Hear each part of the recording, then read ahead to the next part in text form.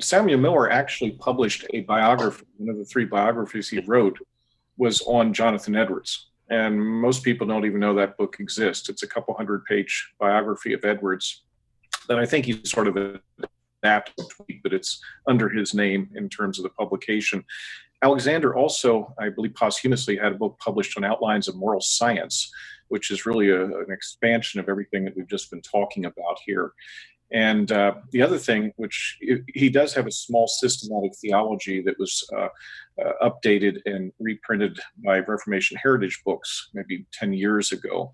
And you can actually get his systematic summary treatment there. And it gives you, I think, a good perspective on what he wanted to have actually published that would then be functionally useful in the general society of Christian readership. So it's not a specialty treatment, but it's available for lay people. But the interesting thing, which is kind of the obvious thing about Alexander, is that he is also addressing issues of ethics as much as he is addressing more technical issues of historic or systematic theology.